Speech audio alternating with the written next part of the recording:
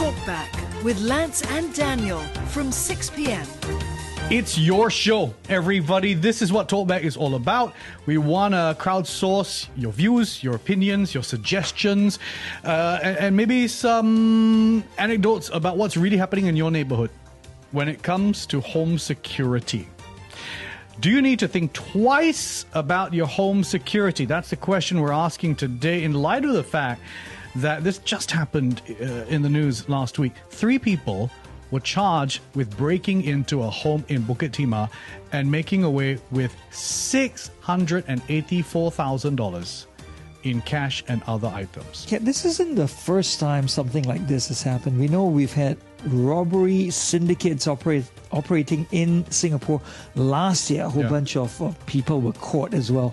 Was it in the Bukit Timah area? I think it was. Might have been as well. The Holland Village, Bukit Timah area. So are we very tidak apa when it comes to our security? You know, we think it won't happen to us. Correct. But there's this illusion of safety, right? Because it's Singapore. It's Singapore, it's safe. Nobody's going to climb into my house. Yeah. Think again. Yeah. You were talking about like a condo recently. Correct. Had somebody climbing in. The Pinnacle.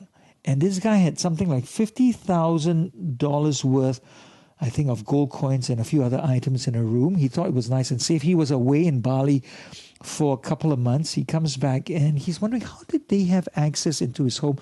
And he sort of thought that maybe they came through via a staircase and they climbed either through the balcony or a window. So they took a bit of risk. I mean, this is a condominium and you think there's more security there. Yeah. But someone didn't come through the front door. Yeah.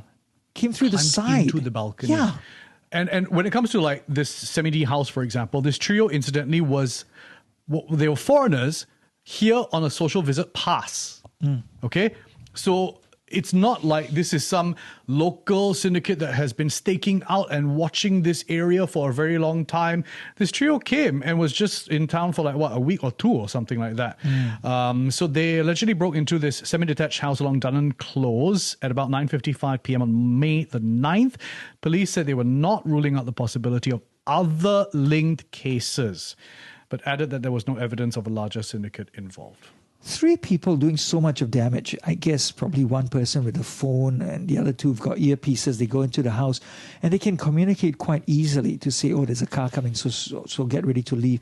I'm not sure how they're doing it, but they're doing it. You know, it sounds very professionally done. Correct. And it's worrying. So really, are we living with our head in the sand a little bit if we don't think twice about our home security? Like I said, I've been to many landed property neighborhoods, visiting friends and family, and I've always been amazed at how, I think because it's deep in and there's no foot traffic, gates are open, doors are open, windows are open, there's sometimes no fencing. and they go on holiday and they think it's safe. This is Singapore. Yeah, and the back fences might be very low as well, or there's another drainage area that is high, and then actually you could jump in, but you don't think anybody will do it, but guess what? Yeah, and instead of Dobermans or Alsatian dogs, they've got nice golden retrievers that are nice and friendly as well. They'd rather be patted than bite you. What happened to the guard dog? Yeah, guard dogs all gone. What happened to the guard They've dog? got little small toy dogs. Derek Pei is joining us, sales manager of iSecure Solution. They don't sell dogs, don't worry.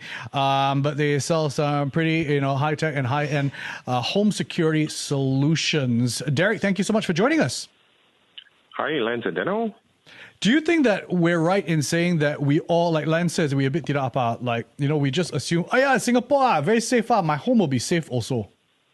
I would say all this house break-in actually not very common in Singapore, but we should not be over complacent, and we should always stay vigilant against all these break-ins. I mean, when you hear about a case like this situation, where it's people who here on a social visit pass climbing in and getting away with up to 684,000, could it be the tip of the iceberg that maybe because we have been so complacent that we are setting ourselves up as targets, and people from other parts of the world or syndicates might think that, hey, easy pickings lah?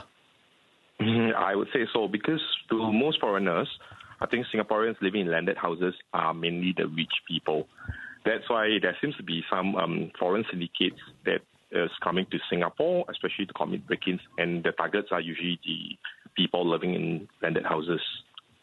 Yeah, Derek, another thing is they don't seem to be securing their valuables very well as well. In the house itself, huh? Yeah, so normally you'd expect people, if you've got $680,000 of cash and other items that are valuable, you'd think they'd be in a safe, but it could be in drawers, it could be in cupboards, it could be lying around.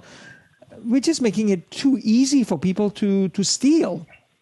Yeah, I think that is something, the misconception of people. It shouldn't be left dangling around, but rather it should be kept in safe or even in a proper safe in the bank, rather not a home safe, rather. Yeah, the home safe. I know. We want to ask you, our listener, maybe you know people who are living in the landed or the semi-D areas. Maybe you live in the landed or semi-D areas as well. Can you share with us, WhatsApp us or call us and tell us what's the reality like? Is it, are y'all locked? Are y'all secure? Are there cameras? Are there alarm systems? Or is it a little bit open? Here are the numbers. Have your say. It's Talkback with Lance and Daniel. Call in 669-11938 or WhatsApp 963-11938. Hello to Pris, who just WhatsApped across and says, "Hi guys, as safe as Singapore is, don't create temptation for these criminals. Lock your gate, lock your door, lock the window, and even lock the window grill. It just has to be done." Thanks, Pris, for weighing in on that. And yes, I think people in the flats are better at this. Oh, yes. You got a big padlock across the gate. Sometimes two. Padlock. My mom's got two. I got digital doorbell so I can see who's outside. And they use these biometrics, right? Your thumbprint and all that. But it's easier that's to good. secure because there are less entry points. That is true. Right? So, Derek, for things like the landed property or the semi-D, is it just harder because of the square footage, because of the openness of it? Yes, definitely due to the openness of the surrounding. I believe people can actually get into landed houses easily just by crawling over the fences. Yeah, so tell us, Derek, are more Singaporeans actually saying, you know what, I need to have a smart security system to make sure I've got cameras everywhere, CCTV, so straight away if there's a bit of motion being detected past a certain time, it sends an alert to my mobile phone or sends me an alarm warning, and straight away I can monitor what's going on. Are more people taking it seriously, yes, or just very chin-chai? Is it still that one alarm? You know, there's that one alarm at the door, the big one. Sometimes it's not even working, it's a fake one. A fake one. Yeah. They just stick it there. Or a fake sort of CCTV bulb or something like that. But, are they actually saying I need to invest in getting a solid system because I don't want to be robbed? Actually, most Singaporeans, they actually have the misconception that installing CCTVs are sufficient for actually home security. But in my personal opinion, I would say that security alarm system should be the more appropriate system for deterring house break-ins. So that's why you are right to say that you should have motion detections and such, so that once someone trespass into the landed property, it should trigger off the siren as well as to alert the owners so that they are well aware that the break-in is in the process. But some of these houses, there's a lot of square footage to cover, no? There's a lot of, there's this side, the gate, there's this side, the angle. They can afford it. They can afford it. That's true.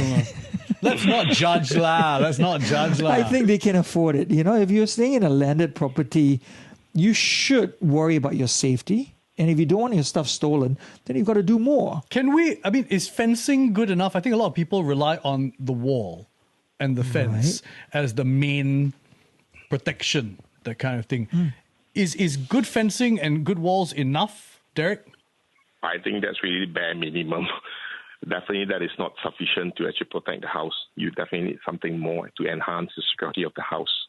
I guess, let's talk about cost as well. Is it expensive to maybe, if you've got a landed property, if you want to really get a few cameras going, plus motion detection and lights coming on as well, and maybe sirens going off, could it cost tens of thousands of dollars? If you want a cheap version, could it be less than a few $1,000s?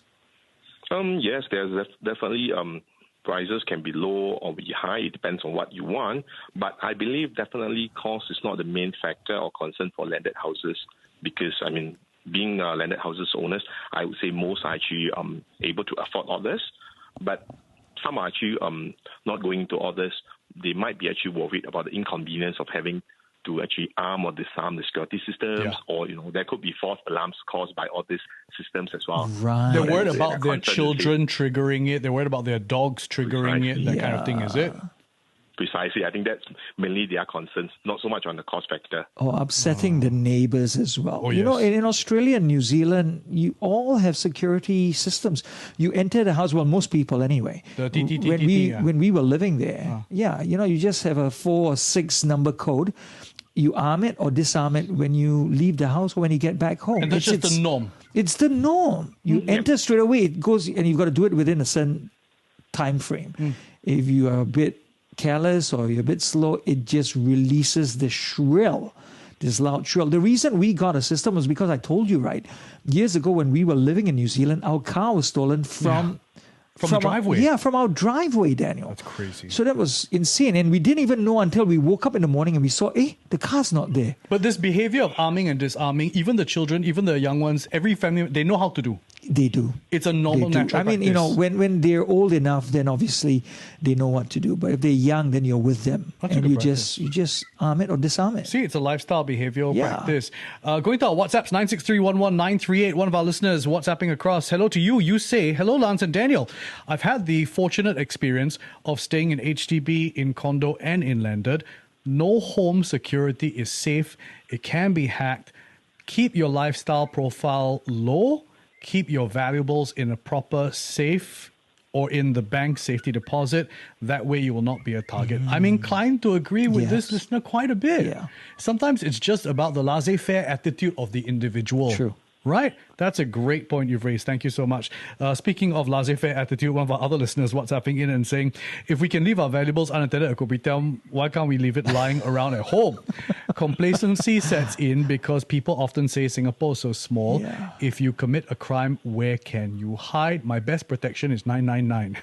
I mean, okay, yes, we're very fortunate that we have a wonderful police system, Yeah. that we have CCTV cameras and footage, but we also have to do our part. Yeah. And not set ourselves up. Exactly. Do due diligence. If you want to make sure your stuff is safe, then you've got to make sure you protect it in a good manner, a good solid manner. Or else you're going to be saying, oh no, my mom's jewelry or grandmother's jewelry, it's gone forever and I'm never going to see it again. So you might have a lot of regret. So the best way is secure it. Actually, Derek, is that the point? Fundamentals, for even before you start thinking about expensive motion detectors, and get the fundamentals right about home security. Precisely. At least getting something fundamental is essential. Would you also recommend, Derek, that if people have got a lot of jewelry, don't keep it in the house. Don't even keep it in the house safe. Keep it in a bank. Keep it in a vault. Would you recommend that in a big way? Of course, that would be a better idea to keep it in the bank, in the safe in the bank, rather than at home. But as you know, then But most I of can these imagine people, they a lot might of need our all this people- every now and then. A lot of people will say like, my one, I can keep my house. Why can't I keep my house? Yeah. It's mine. I want to wear it. I want to use it. Correct. I think because they might want to put it on every now and then, so they do not really want to put it in this bank safe because of the hassle to collect it every now and then. And are these robbers as well becoming really smart? They're monitoring their home. They actually, we're not sure how Surveilling. long. Yeah, they're actually doing a bit of surveillance. They're checking to make sure, okay, I've seen this place. It's never lit. They must have gone away on holiday, or they know when the holiday periods are and when to attack.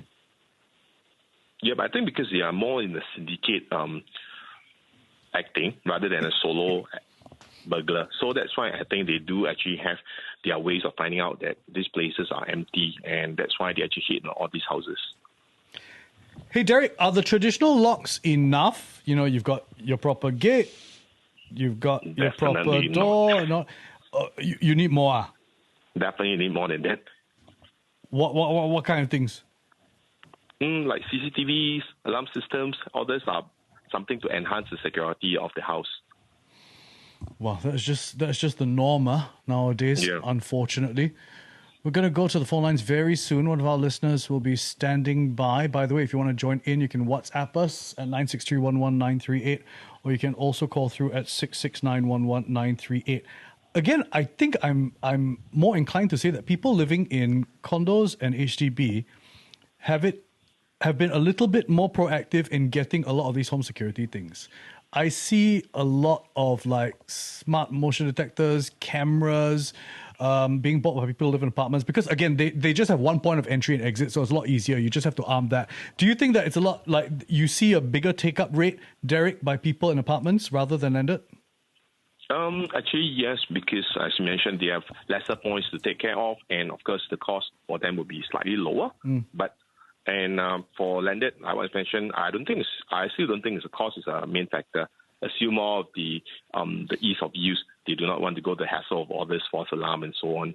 You know, the punishment for burglary in Singapore could extend beyond 7 years. There could also be a fine, and you could be subjected to caning for males under the age of 50. So the punishments are harsh, but people are willing to take certain risks and still do the crime. Because if you make it easy, if your door is open and inside you're displaying all your baccarat crystal and all that kind of thing, so easily, observably easy to attain, if you set yourself up as a easy target, somebody will take the risk. Yeah. I mean, if there's high reward, somebody will take the high risk. Yeah. So you've got to protect yourself. Our guest, Derek Pei, joining us, Sales Manager, iSecure Solution. And with Lance Alexander, I'm Daniel Martin. This has been another edition of your show, Talkback.